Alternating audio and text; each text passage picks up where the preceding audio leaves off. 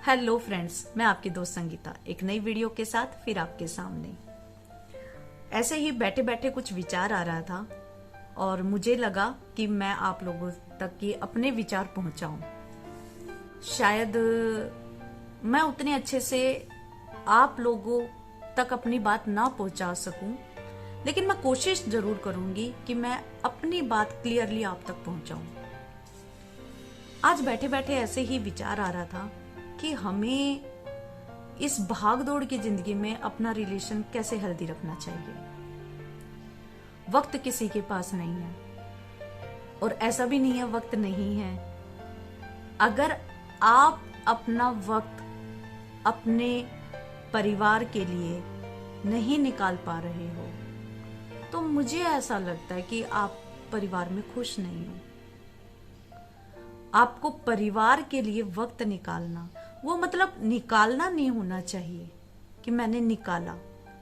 वो आपके अंदर खुद से ही ऐसी इच्छा होनी चाहिए, नहीं मुझे वक्त निकालना है और मुझे करना है। कोई फोर्स नहीं होना चाहिए। और जहां किसी भी रिलेशन को निभाने के लिए फोर्स लग जाता है तो वो जबरदस्ती हो जाती है। रिश्ता निभाना जबरदस्ती हो जाती है। तो आज बैठे बैठे ऐसे ही ख्याल आ रहा था कि हम किन छोटी छोटी बातों को ध्यान में रखकर अपने रिश्तों को अच्छा, बेहतर और हेल्दी बना सकते हैं। जैसे मान लो शादी के बाद पंगे शादी के बाद ही होते हैं। शादी के बाद जब हम अपनी नई लाइफ को शुरू करते हैं, नई जर्नी शुरू करते हैं, तो उसमें हम क्या गलतियां करते हैं कि आपस में हमें एक तो एक दूसरे को अलग समझना ही नहीं चाहिए, खासकर हस्बैंड वाइफ को। अगर आप परिवार को अपना परिवार ही समझोगे और उसी एहसास के साथ अपने रिश्तों को निभाओगे और कोशिश करते रहोगे तो मुझे नहीं लगता कि कोई भी रिश्ता ऐसा है जो आप नहीं निभा सकते। थोड़ी बहुत दिक्कत सब में आती है, कभी बाद में कभी पहले, तो कोई बात नहीं, वो हमारी जिंदगी का एक हिस्सा है। जैसे हमारे बड़े बूढ़े कहते आए हैं कि रसोई में अगर 4 बर्तन रखे हैं तो वो आवाज करेंगे ही।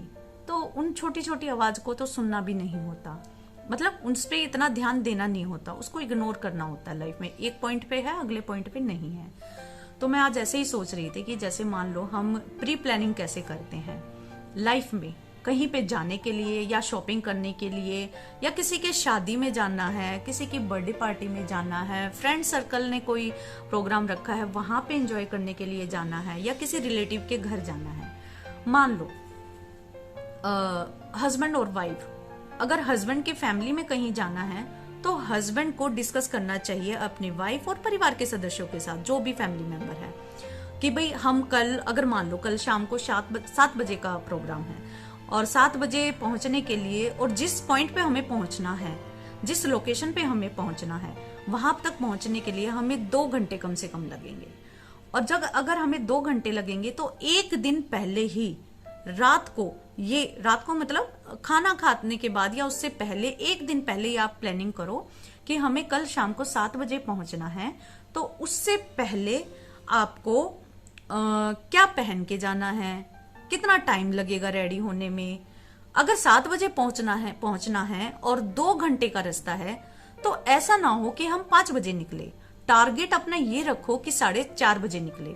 और वो होगा क्या, ऐसे नहीं कि भाई आपको खुद सोचना चाहिए था कि हमें वहां पे 7 बजे जाना है, तो मतलब ये ना ही हस्बैंड इस चीज को ब्लेम करे, तुम्हें पता ही तो था कि 7 बजे पहुंचना है, तो उसके अकॉर्डिंगली देख लेते तुम किस टाइम निकलना था, किस टाइम तक रेडी रहना था। ना ही वाइफ इस पॉइंट को पॉइंट आउट करे कि आपको पता तो था ही 7 बजे पहुंचना है, तो आपको खुद देखना चाहिए था ऑफिस से किस टाइम तक आना है, छुट्टी लेके आना है या छुट्टी करनी है, या हम किस टाइम पे टाइम तक पहुंच सकते हैं अगर आपको जाना है तो हमें एक दिन पहले ही प्री प्लानिंग करनी होती है। हस्बैंड अगर ऑफिस जाते हैं तो उनको पहले ही इस चीज का पता होना चाहिए कि हम शाम को 7 बजे पहुंचेंगे, तो हर हाल में हम 4:30 बजे रेडी होके निकल लेंगे। अगर वाइफ भी ऑफिस जाती है या हाउस वाइफ है तो उसको भी ये पता होना चाहिए कि 4:30 बजे निकलने से पहले आपको ऑफिस से घर आना है, या फिर छुट्टी लेनी है, हाफ डे लेना है, या फिर फैमिली में के और भी बहुत सारे काम होते हैं, घर में बच्चे हैं, इन लॉज है तो उनको भी रेडी होने का, उनको भी वक्त देना है रेडी होने के लिए। तो बहुत सारी प्री प्लानिंग करके ही हमें जाना चाहिए। तो मेरा ये काम कितने टाइम में खत्म हो जाएगा और उसका ये काम कितने टाइम में खत्म हो जाएगा, उस हिसाब से मैं 4:30 बजे तक रेडी हो जाऊंगा या हो जाऊंगी। तो आपको एक दिन पहले ही डिस्कस करना चाहिए। जब आप एक प्लानिंग करके कहीं निकलते हो तो मेरा यकीन मानिए आप बहुत अच्छे से उस प्रोग्राम को एंजॉय करके आते हो। आप जब घर से निकलते वक्त थोड़ा सा कलेश का माहौल रहेगा ना, तो आप उस प्रोग्राम को भी अच्छे से एंजॉय नहीं कर पाओगे। और परिवार में होता क्या है, हम किसी भी रिश्ते को हेल्दी बनाने के लिए विश्वास होना बहुत जरूरी है। अगर आपका किसी भी रिलेशन में, चाहे वो दोस्ती का हो, चाहे आपका हस्बैंड वाइफ का हो, चाहे परिवार का हो, बच्चों के साथ हो, किसी के भी साथ हो, अगर आपका ट्रस्ट लेवल कमजोर है तो आप उस रिलेशन को कभी भी हेल्दी नहीं जी पाएंगे। और जब किसी भी रिश्ते को आप हेल्दी नहीं जी पाते हो, उससे अच्छा है कि उस रिश्ते से अलग हो जाओ। अलग इन द सेंस अपने आप को स्ट्रेस में नहीं लेके आना होता। और जब आप खुद स्ट्रेस में रहोगे तो सामने आपके जितने भी रिलेशन होंगे ना, आप उनको भी अच्छे से नहीं निभा पाएंगे। तो किसी भी रिलेशन को निभाने के लिए आपका विश्वास होना जरूरी है। और विश्वास ऐसे नहीं होता कि मैंने बोल दिया आप मेरा विश्वास करो, तुम्हें मुझ पे विश्वास होना चाहिए, या मैं कैसे विश्वास दिलाऊं। ये वर्ड हमें अगर हमारी लाइफ में आ रहे हैं तो हमारे रिश्ते की बहुत कच्ची डोर है, वो कभी भी टूट सकती है। और ये चीजें धीरे धीरे, विश्वास कब डेवलप होगा, जब आप अपनी बातें शेयर करोगे और जो बातें आप कह रहे हो अपनी बात पे, अपनी जुबान पे खरे उतरोगे। वो चाहे हस्बैंड हो, चाहे वाइफ हो, चाहे फैमिली के और फैमिली मेंबर हो, कोई भी हो। जब हमारा सामने वाले के शब्दों पे विश्वास होना शुरू हो जाएगा, उस पे हम काम करना शुरू कर देंगे, तो जाहिर सी बात है हमारा ट्रस्ट कब इतना डेवलप हो जाएगा कि हमें खुद नहीं पता चलेगा। तो हमें अपने रिश्तों में विश्वास बनाना बहुत जरूरी है, और वो आपके खुद के करने से होगा। आप ये सोचो कि सामने वाला नहीं कर रहा है मैं नहीं करूंगा, या सामने वाला नहीं कर रही है मैं कैसे करूं, ये चीजें नहीं होनी चाहिए। आप खुद से पहल करो। रिश्ता अच्छा बनाने की खुद से पहल करनी चाहिए, सभी को करनी चाहिए।